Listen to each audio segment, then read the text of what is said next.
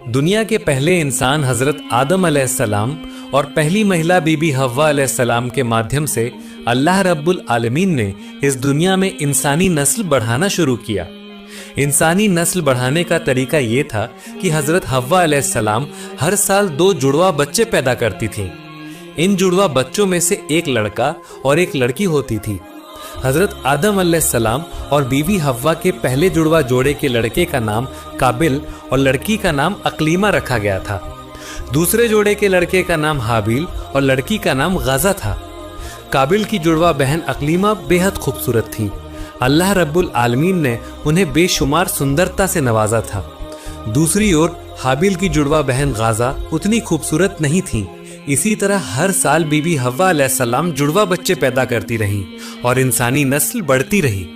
जब उनके पहले 2 जोड़े बच्चे शादी के लायक हुए तो अल्लाह रब्बुल आलमीन ने एक खास हिदायत के साथ हजरत जिब्रील अलैहिस्सलाम को आदम अलैहिस्सलाम के पास भेजा। हजरत जिब्रील अलैहिस्सलाम ने आदम अलैहिस्सलाम के पास आकर कहा, ए अल्लाह के नबी आदम, आपके पहले 2 जोड़ों के बेटे बेटियों की शादी की उम्र हो गई है। अल्लाह रब्बुल आलमीन का मकसद इंसानी नस्ल को बढ़ाना है, इसलिए आप उनकी शादी करा दीजिए। लेकिन इसमें अल्लाह का हुक्म ये है कि एक ही जोड़े के लड़के और लड़की की शादी नहीं हो सकती, बल्कि पहले जोड़े के लड़के की शादी दूसरे जोड़े की लड़की से होगी। सावधान रहें, किसी भी हालत में एक ही जोड़े के लड़के लड़कियों की शादी ना हो।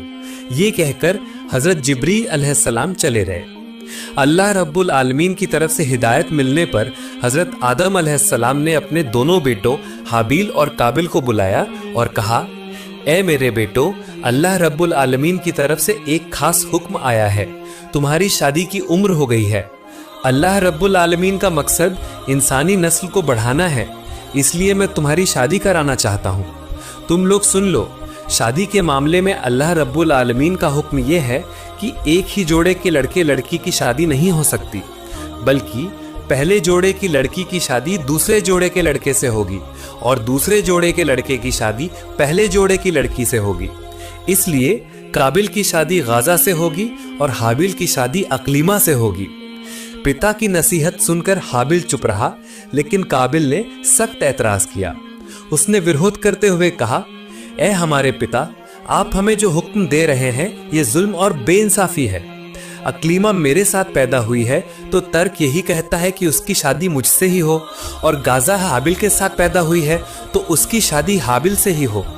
मेरी बहन अकलीमा बहुत खूबसूरत है, जबकि गाजा बहुत बदसूरत है। मैं अपनी बहन अकलीमा के अलावा किसी और से शादी नहीं करूंगा।